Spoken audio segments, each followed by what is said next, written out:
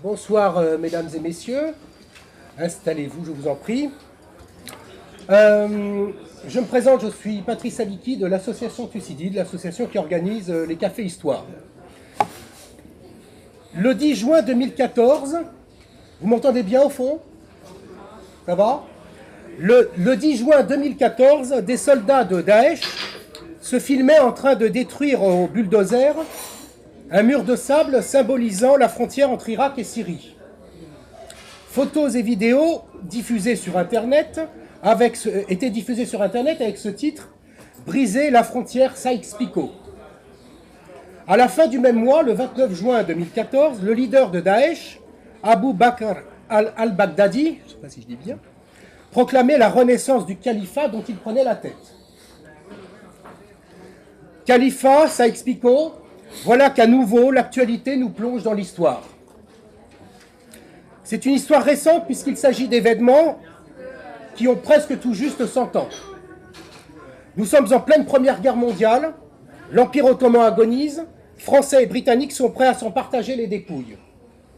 Deux diplomates, Mark Sykes et François-Georges Picot, négocient ce partage et tracent des frontières sur une carte. Ces mêmes frontières remises en question aujourd'hui par Daesh et par d'autres. Pour évoquer ce moment d'histoire et d'actualité, l'association Thucydide a invité ce soir, pour son 53e Café Histoire, un éminent spécialiste du Moyen-Orient et plus précisément de l'histoire contemporaine du monde arabe, M. Henri Laurence. Henri Laurence qui, en dehors du fait d'avoir été jadis mon professeur à la Sorbonne, j'en suis très fier, est aujourd'hui, vous aussi, merci, vous m'avez oublié, je suis sûr, est aujourd'hui professeur au Collège de France ainsi qu'à l'Université Saint-Joseph de Beyrouth. Monsieur Laurence a écrit un grand nombre d'ouvrages et d'articles sur le monde arabo-musulman contemporain, des ouvrages, et je ne dis pas ça pour vous flatter, je le pense vraiment, des ouvrages d'une incroyable clarté qui ont tous le mérite de nous éclairer sur une histoire et une actualité qui paraissent bien complexes. Monsieur Laurent, c'est avec un très grand plaisir que nous vous accueillons ce soir, que je vous cède la parole pour nous parler des accords Sykes-Picot. Voilà, quand j'ai l'habitude de parler de la Première Guerre mondiale au Proche-Orient, je dis que par rapport à la boue des tranchées, c'est le sable chaud. Mais dans le cas précis, c'est plutôt les antichambres diplomatiques que nous allons voir.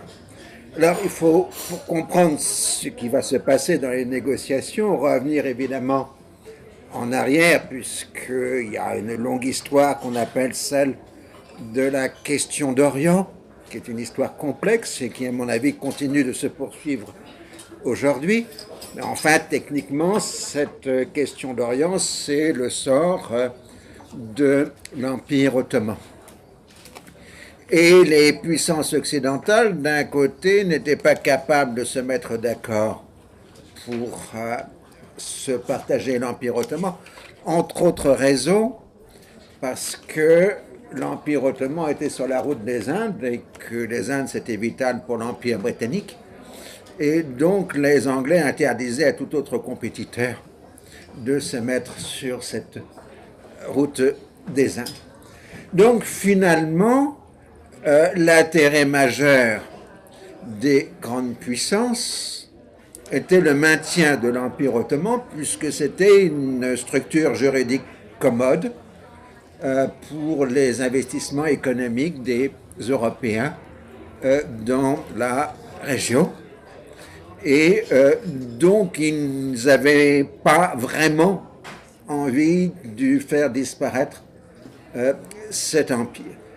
Ce qui se passe au moment des guerres balkaniques, 1912-1913, c'est tout à fait significatif, puisqu'à un moment, on a l'impression que l'Empire ottoman va complètement s'effondrer, mais les puissances européennes considèrent que cet effondrement sera une perte pour eux, parce qu'ils vont perdre leurs privilèges si cet empire s'effondre.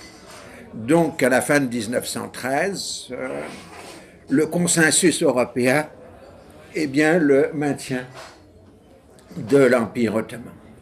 Alors ensuite, il faut très brièvement examiner les deux protagonistes de cette affaire essentielle que sont les Français et les Anglais.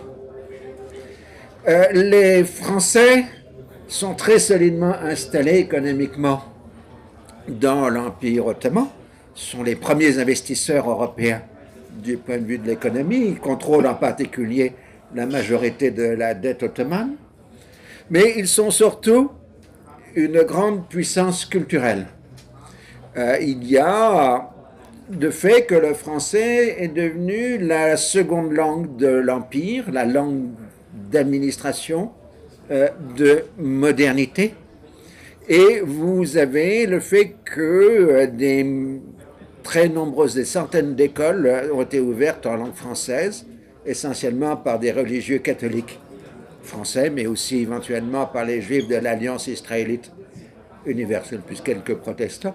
Disons que pratiquement la majorité des élèves dans l'enseignement secondaire dans l'Empire ottoman se trouvent dans des établissements francophones, ce qui montre vraiment l'emprise que la France exerce sur cette région du monde. Et cette région du monde, les Français ont pris l'habitude d'appeler ça le Levant. Et donc cette domination culturelle, et en partie économique, de la France est appelée par les experts français au début du XXe siècle la France du Levant.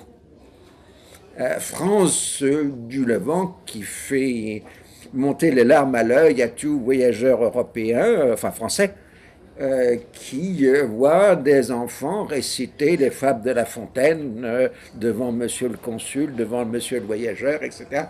Même des Français les plus xénophobes, Maurice Barrès par exemple, celui qui en France explique que c'est la terre et les morts qui fait l'identité de la France, il s'extasie devant ces Levantins francophones dans son célèbre Voyage au pays du Levant de 1913, mais publié au lendemain de la Première Guerre mondiale. Donc, pour les Français, les Arabes en particulier, sont en train d'accéder à l'universel par le seul biais possible pour accéder à l'universel, c'est-à-dire la France. Puisque l'universel et la France, pour les Français, c'est la même chose. Dans les Anglais, les Anglais, ils sont vexés. Parce qu'eux, ils n'ont pas d'école. Les seules écoles anglophones qu'il y a dans la région, ce sont les écoles des missionnaires américains, protestants, qui sont la concurrence des écoles françaises. Mais les Anglais, ils n'aiment pas faire des écoles, ils en font très peu. Et ils trouvent que ces Levantins sont des gens qui ont toutes les tares des Français sans aucune des qualités des indigènes. Donc ce sont des gens des sangs mêlés, des métis, des identités pas très compréhensibles. Et dès les années 1880, les voyageurs anglais développent un contre-mythe par rapport aux Levantins francophones et francophiles. C'est le mythe des Arabes du désert, bédouins, des véritables héros médiévaux qui vivent sous la tente et qui se caractérisent par ce qui est fondamental pour un Anglais, c'est-à-dire l'authenticité. Tandis que le Levantin est quelqu'un, par définition, totalement inauthentique. Donc voilà à peu près le cadre mental dans lequel Français et Anglais vont aborder la Première Guerre mondiale dans cette région du monde. Alors, l'Empire ottoman entre en guerre en novembre 1914 du côté des puissances dites centrales, donc l'Allemagne, l'Autriche, etc., pour des tas de raisons que je n'ai pas le temps d'expliquer ici. Et pour les gouvernements des jeunes Turcs, cette guerre, c'est l'occasion d'établir une indépendance nationale, c'est-à-dire de supprimer tous les privilèges que les Européens ont dans cette région du monde, et même de créer une nouvelle économie industrielle ottomane qui ne dépendrait plus donc des importations et du contrôle économique des puissances européennes. Donc ça, c'est parmi les motifs du gouvernement jeune turc. Alors, Français et Anglais sont surtout extrêmement inquiets parce qu'il y a les Allemands. Et les Allemands ont fait un contre-modèle par rapport donc aux Levantins et aux fils du désert. Le modèle allemand, c'est ce qu'on appelle le Djihad Made in Germany. Les orientalistes allemands sont persuadés qu'en prenant le djihad partout dans le monde, ils soulèveront toutes les populations musulmanes des empires coloniaux français et anglais, donc pour l'Afrique du Nord pour la France, l'Inde pour les Britanniques, et c'est avec cette arme du djihad que les Allemands vaincront les puissances alliées. Et donc, non seulement l'Empire ottoman proclamera le djihad contre les Français et les Anglais, mais les Allemands vont le soutenir, le financer, envoyer partout des émissaires pour provoquer la guerre sainte contre les puissances coloniales. Ils iront jusqu'en Afghanistan, les émissaires allemands. Donc, évidemment, cela crée une très, très forte inquiétude chez les responsables coloniaux français et anglais. Et dès la fin de 1914, Français et Anglais ont à peu près la même approche des choses. La seule façon de contrer le djihad Made in Germany, c'est de créer un contre-calife qui serait le shérif de la Mecque, le maître du Hejaz, qui lancerait une révolte arabe.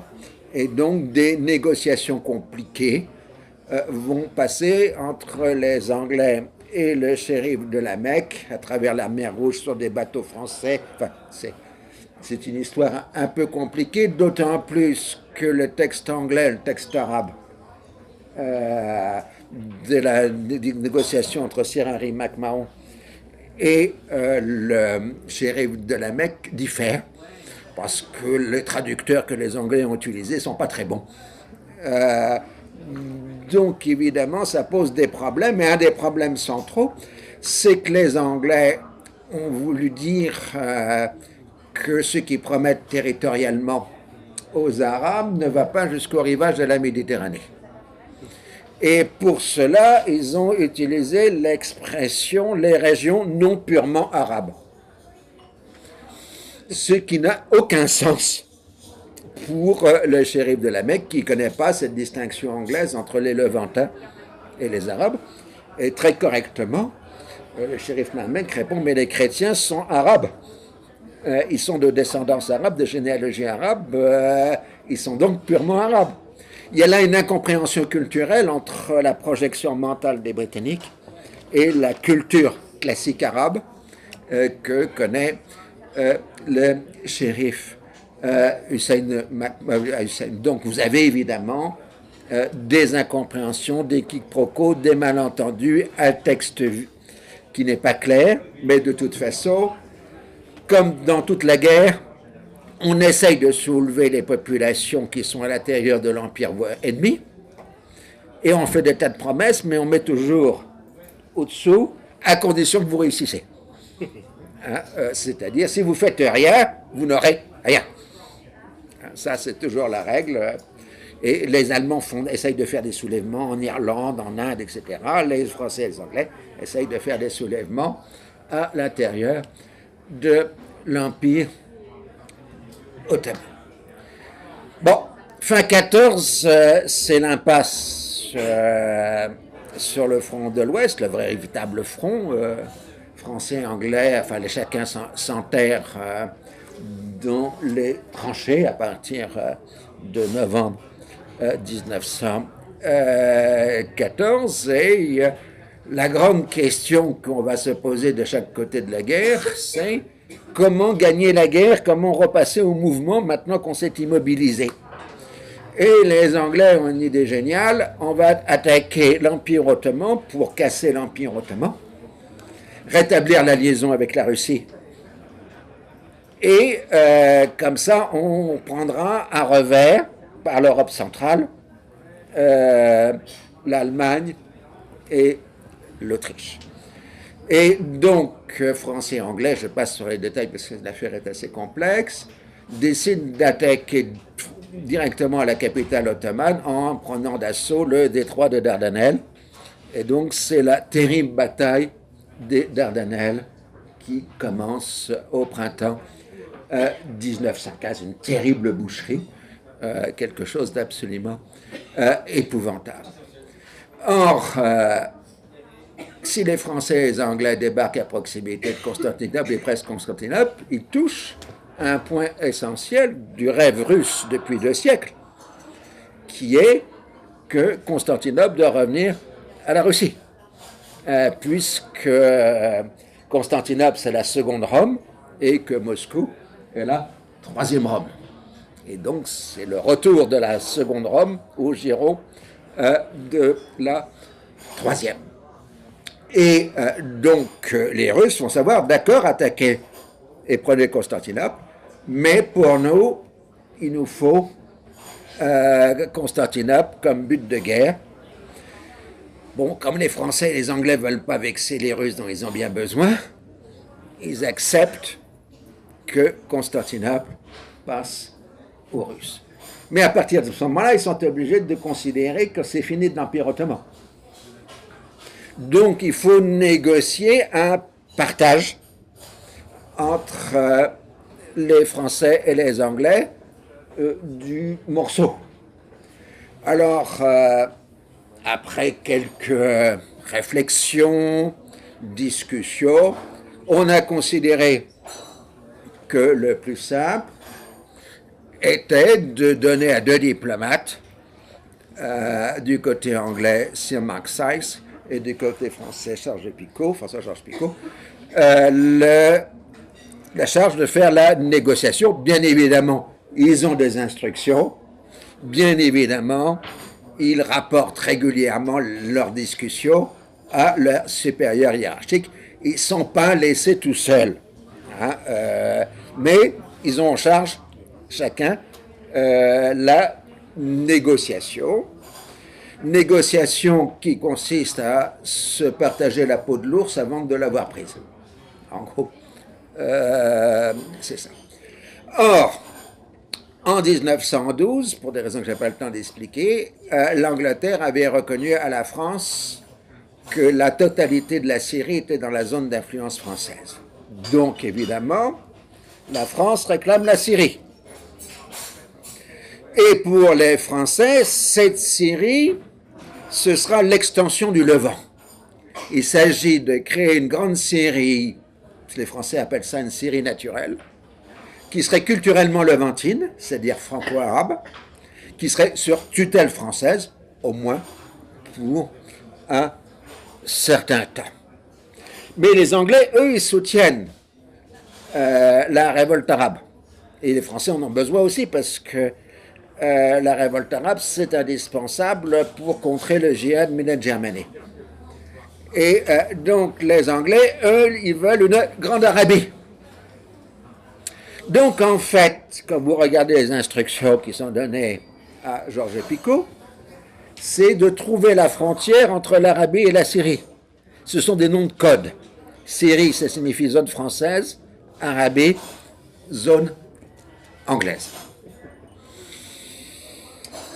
Les Anglais occupent l'Égypte depuis 1882. Et les Anglais du Caire sont obsédés par une menace permanente qui serait d'une armée française déboulant de Syrie, traversant le Sinaï et prenant d'assaut le canal de Suez. Les Français disent, ben, nous on se bat, on fait la guerre, on est alliés, mais en Orient, ça passe pas. Français et Anglais, ils restent comme avant 14, ils se méfient les uns des autres. C'est-à-dire, si vous trouvez dans les archives anglaises, on parle des intrigues françaises. Quand vous êtes dans les archives françaises, on vous parle des intrigues anglaises, des complots, des intrigues, etc. Donc, la première chose que Sykes et Picot font, c'est de mettre fin à ce problème de la Palestine, c'est-à-dire qu'ils vont l'internationaliser. Comme ça, il y aura peu d'une menace d'une armée française descendant de Palestine directement sur le canal de Suez. Ensuite, les Anglais avaient fait un contre-projet au projet allemand d'un chemin de fer de Bagdad, qui aurait été un chemin de fer qui serait parti de Bagdad, traversant le désert pour arriver en Méditerranée à Haïfa, enfin Haïfa à l'époque. Et donc les Anglais réclament une enclave anglaise à Haïfa pour leur chemin de fer. Les Français acceptent. Il faudra 2 ou 3 ans après que leurs Curzon disent mais c'est absurde de faire passer un chemin de fer dans le désert, il n'y a rien dans le désert. Mais là, on n'y avait pas pensé avant. Alors, bon, remarquez, les Français voulaient toujours faire un chemin de fer dans le Sahara. Ils ne l'ont jamais fait parce que dans le désert, il n'y a rien. Donc, par définition, on ne peut rien transporter. Mais ça, c'était les fantasmes coloniaux de l'époque, de faire ces grands chemins de fer. Ça, c'est un petit enclave. Le problème des Anglais, c'est que même si les Russes sont leurs alliés, pendant un siècle, les Anglais ont veillé à la menace russe sur la route des Indes. Donc, ils sont tout prêts à mettre les Français au nord des possessions anglaises. Parce que là, ce serait un tampon, si vous voulez, une zone tampon contrôlée par les Français entre l'Empire britannique et l'Empire russe. Donc les Anglais sont prêts à donner généreusement un gros morceau de l'Anatolie aux Français pour qu'ils fassent le tampon. Alors le reste de la discussion est relativement plus facile puisque dans les discussions de 1913-1914, on avait déjà admis que la région entre Basra et Bagdad serait une zone sous contrôle britannique. Donc là, c'était réglé. Et donc maintenant, il faut se mettre d'accord pour voir comment rendre compatibles les discussions entre M. Sachs et M. Picot pour mettre ça dans le cadre de ce chose très vague qui s'appelle Hussein McMahon et dont personne ne comprend exactement ce que ça veut dire.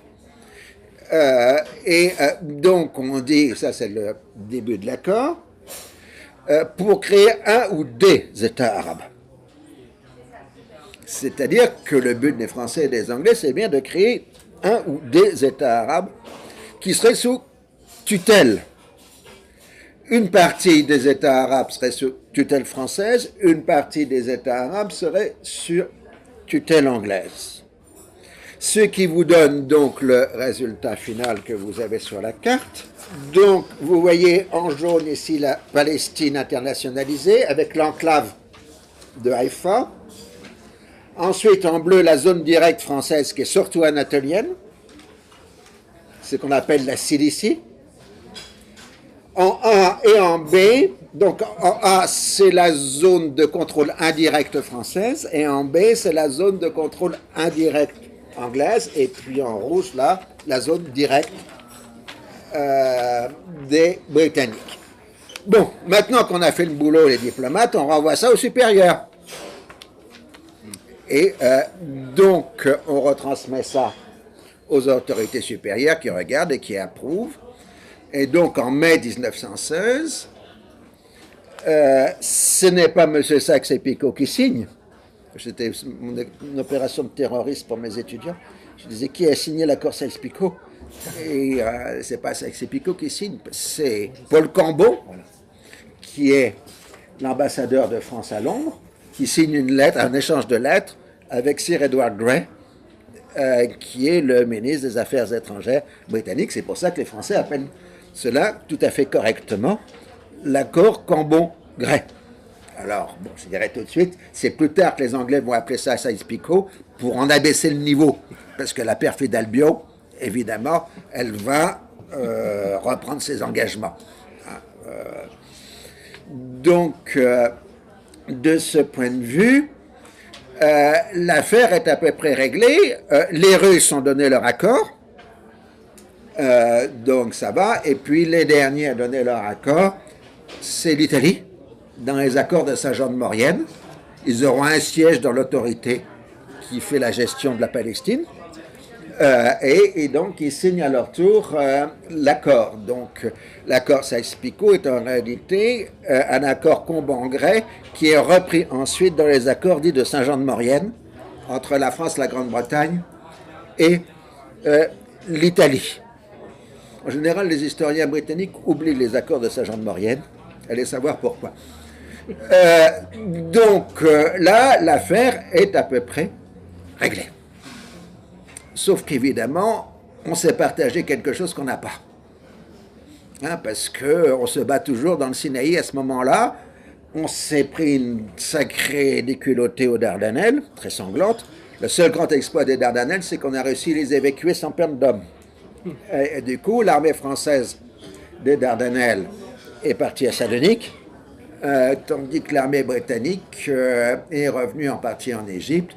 Enfin, britanniques, ce sont essentiellement, enfin une bonne part, des Australiens et des Néo-Zélandais, ce qu'on appelle les Anzacs.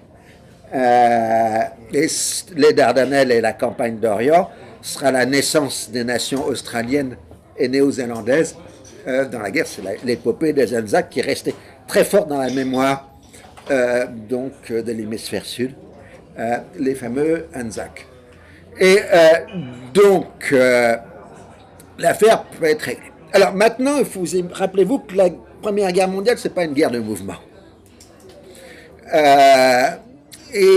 Donc, les Anglais vont mettre à peu près 2 ans pour traverser le Sinaï, mais pas 6 jours. Ils mettent ça parce qu'ils avancent de 10-20 km, ils s'arrêtent, ils mettent un chemin de fer, ils mettent une canalisation d'eau. Une fois qu'ils ont fait ça, ils recommencent, ils avancent de 15 km, et puis on remet le chemin de fer, la canalisation. Bon. Donc, ils arrivent au début de 1917 en Palestine, et là, comme d'habitude, les Turcs ont la désagréable habitude de s'enterrer, et à chaque fois, c'est toujours un problème pour les armées occidentales. Les Turcs sont absolument odieux. Il est toujours très difficile d'emporter les lignes militaires ottomanes, et donc c'est les premières puis secondes batailles de Gaza, dans lesquelles, par 2 fois successivement, l'armée britannique échoue à percer la ligne de défense ottomane. Donc, en Angleterre, le Premier ministre Lloyd George s'impatiente et il décide, à la fin du printemps, d'envoyer un général de cavalerie qui a été un peu sanglant sur le front de l'Ouest pour reprendre les choses en main. C'est Allenby, avec comme instruction « Donnez-moi Jérusalem comme cadeau de Noël pour le peuple britannique ». Donc, voilà les choses. Mais maintenant qu'on est sur le terrain, les Anglais n'ont pas du tout envie de laisser ça à une autorité internationale et une Syrie aux Français. Les Anglo-Égyptiens qui travaillent avec la révolte arabe qui a commencé en 1916, eux, ils veulent que les Arabes arrivent les premiers à Damas pour empêcher les Français d'y arriver. Donc, de ce point de vue-là, on doit trouver des moyens de contester l'accord Combangrais qu'on va commencer à appeler méchamment Sykes-Picot. Et c'est ça qui est derrière, évidemment, parce que d'un type assez fertile d'imagination, Sir Mark Sykes. Et donc, Sykes est le premier à comprendre que l'année 17 a bouleversé les conditions des relations internationales avec la révolution russe de février qui a eu lieu au mois de mars, comme la révolution d'octobre a eu lieu en novembre, différence entre le 90 julien et le calendrier grégorien. Donc, l'impérialisme, c'est fini. Comme il le dit, c'est en mettre au cabinet, nous on dirait en marxiste, en poubelle de l'histoire. Il faut des choses neuves, il faut le droit des peuples à disposer d'eux-mêmes, satisfaire les Américains qui entrent en guerre en avril 1917. Donc on va expliquer qu'on n'est plus là pour partager le monde, mais on est là pour libérer les peuples et les aider à émerger au monde moderne.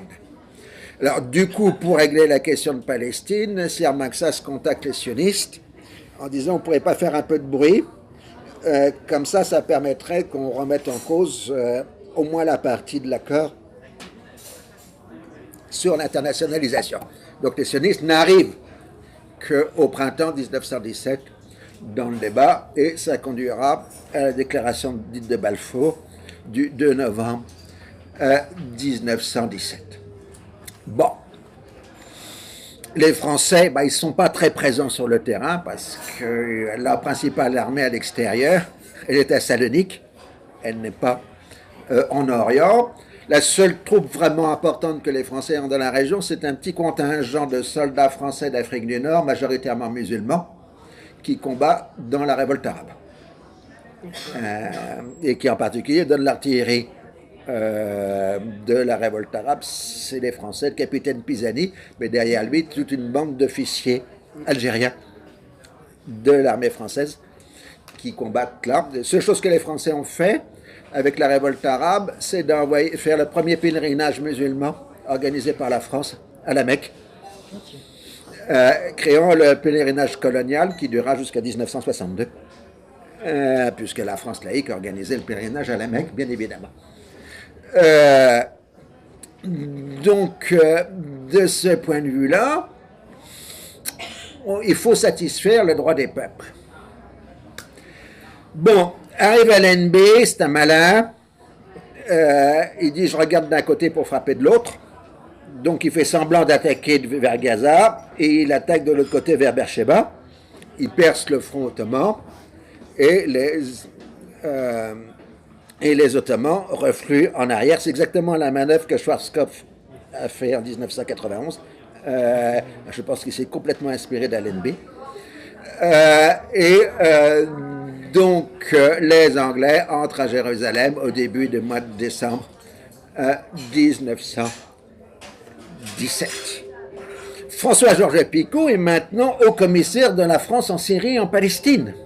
Donc, il va voir.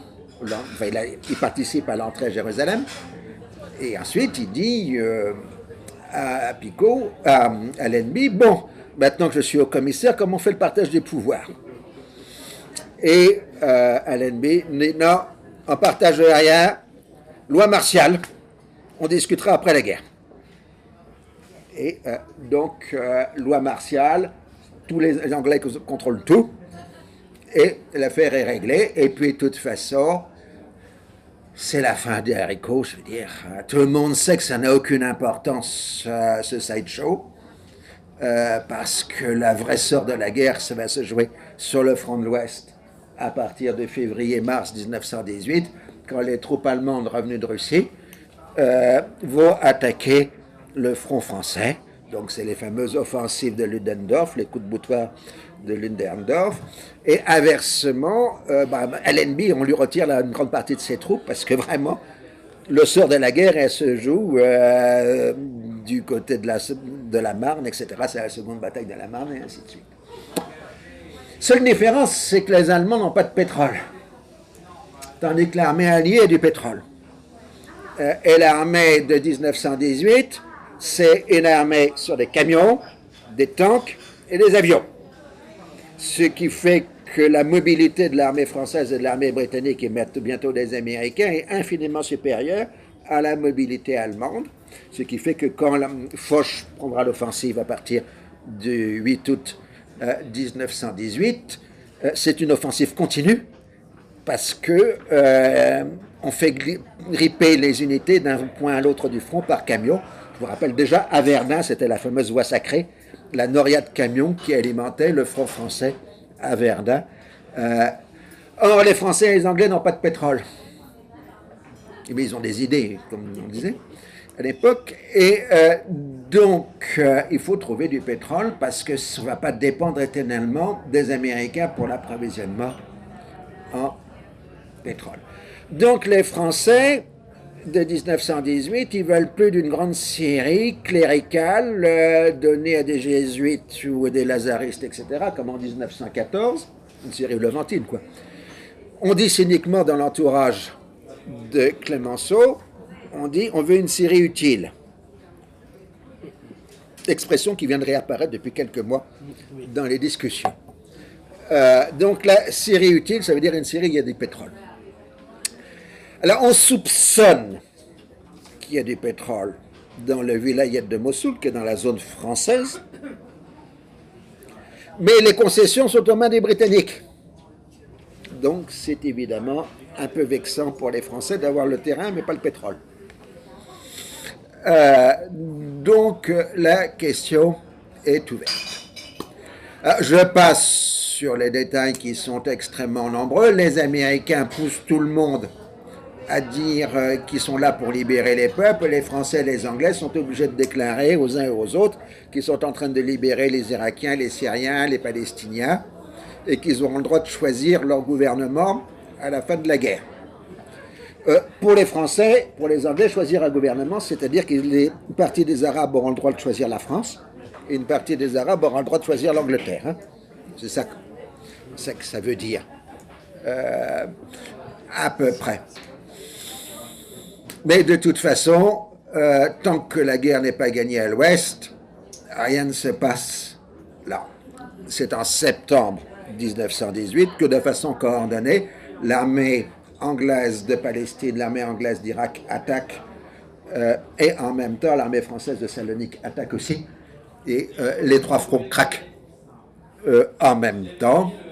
Les Arabes arrivent les premiers à Damas, il y a quelques problèmes pour savoir qui est en train de premier, mais ça c'est un autre problème.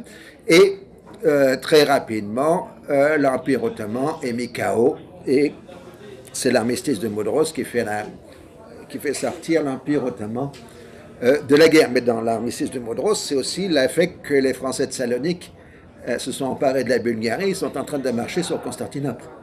Il ne faut pas oublier, si vous avez vu le film Capitaine Conan, ça rappelle les exploits de cette armée de Salonique, l'armée oubliée du côté français. Bon. Alors comment les choses vont se terminer? Les choses vont se terminer par le fait que Clémenceau, c'est un vieil anticolonialiste.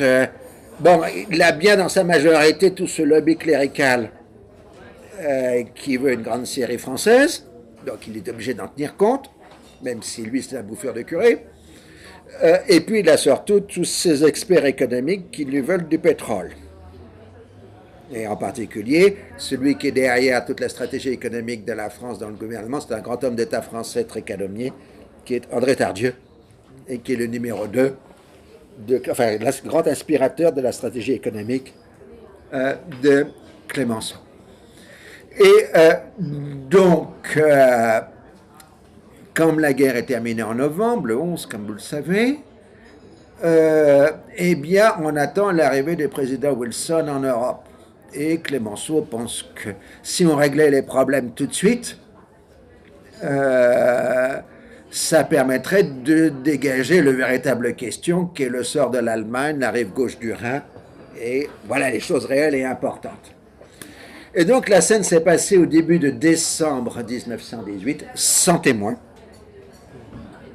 entre Clémenceau et Lloyd George. Alors, pour prendre l'expression que j'aime bien de M. Jobet, ils se sont tutoyés en anglais.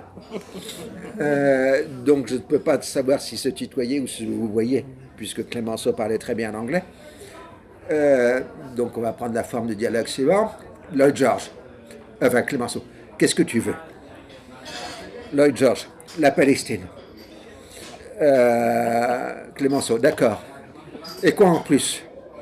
Lloyd George, Mossoul.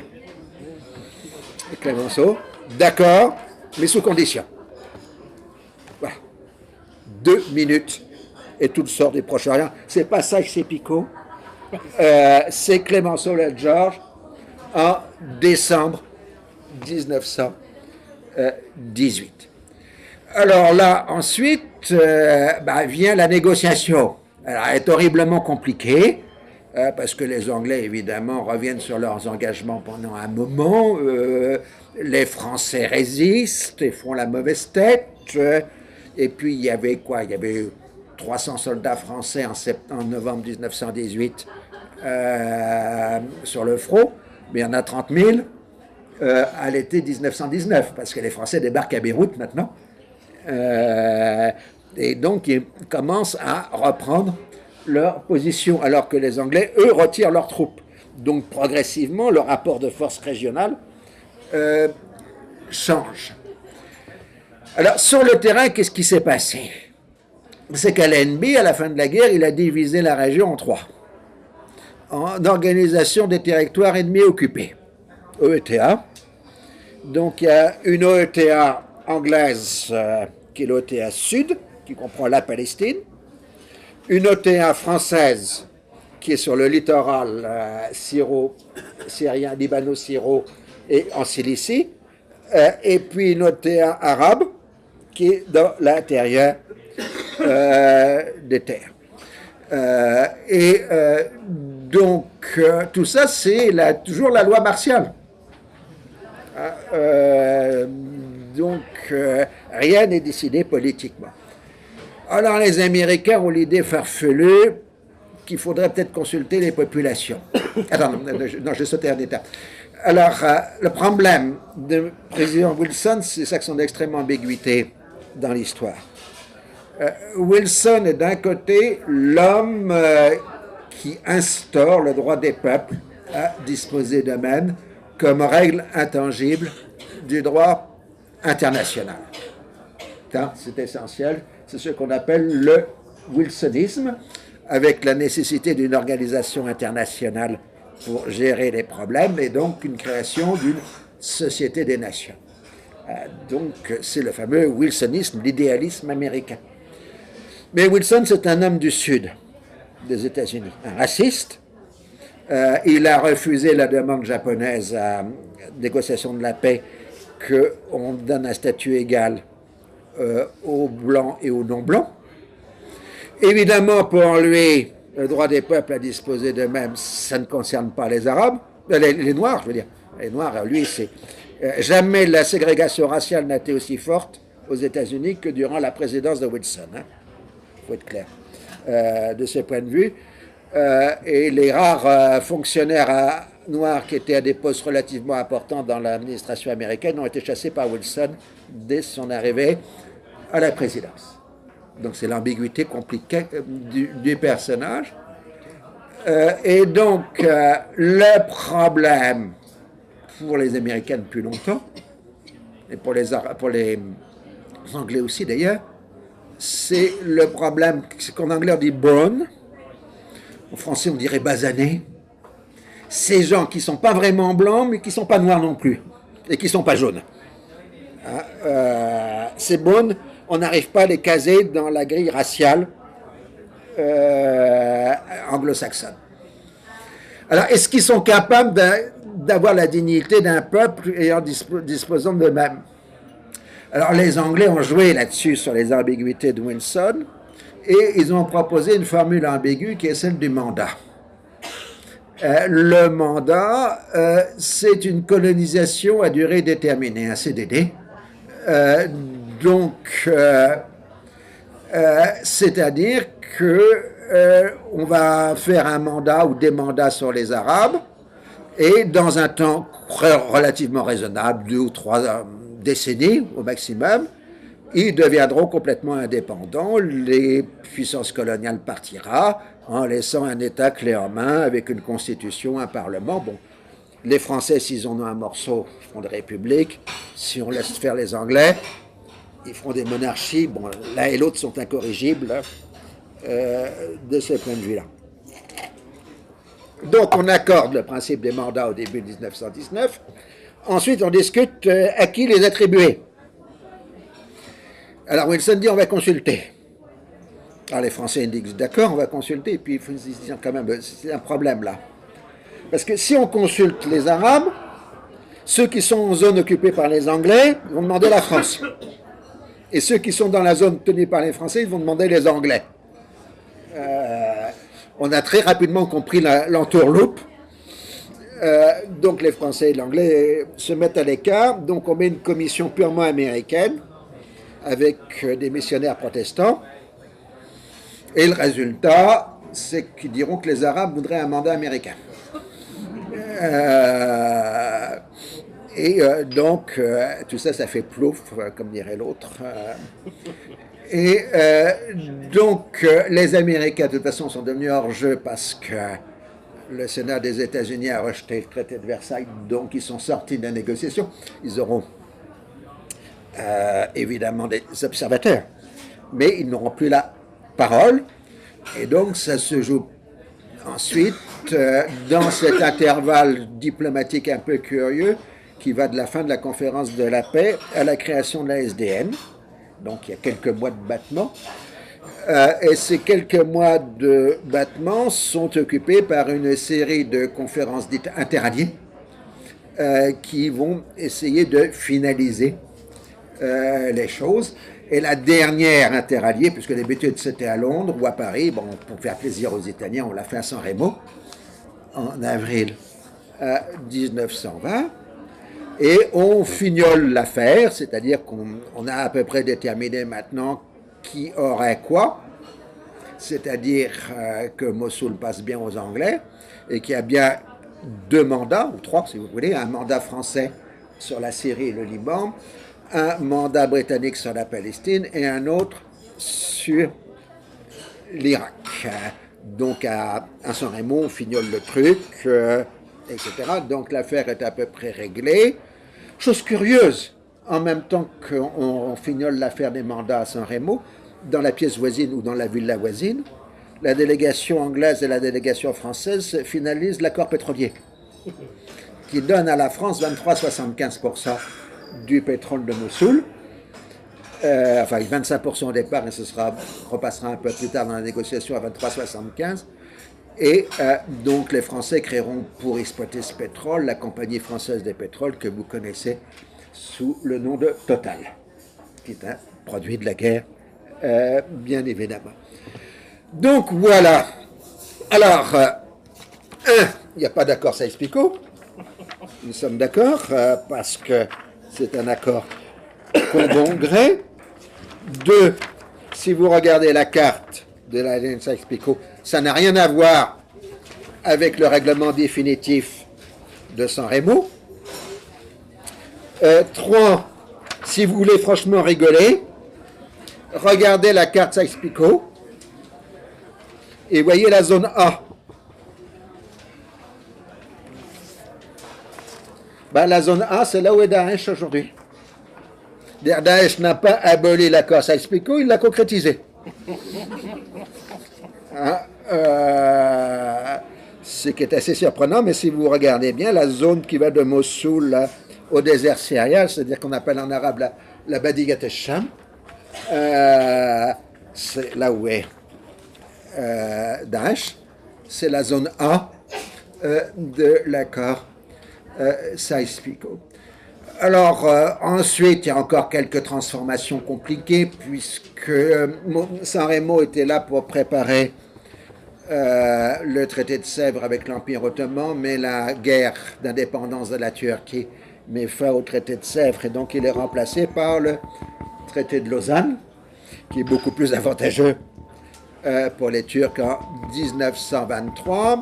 Lausanne pose un problème du Mossoul, parce que Mossoul...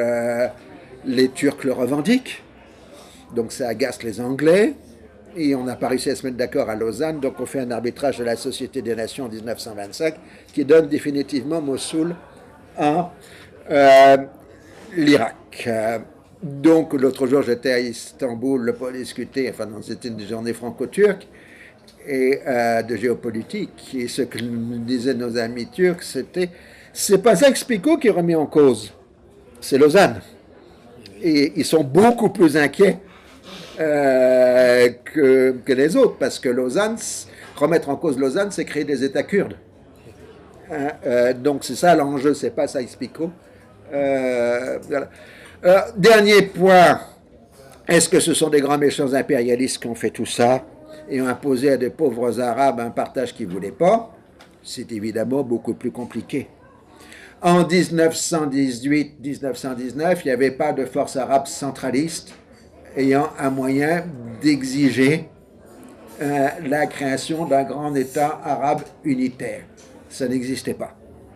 Ce qu'il y avait, c'est qu'il y avait des forces politiques locales qui, jusqu'à 1914, avaient négocié avec le pouvoir central ottoman et qui, ayant perdu le pouvoir central ottoman, veulent se réinstaurer un pouvoir sur un territoire. Donc ils n'ont pas intérêt à avoir un grand État arabe unitaire, ils ont intérêt à se construire un pouvoir local plus ou moins étendu.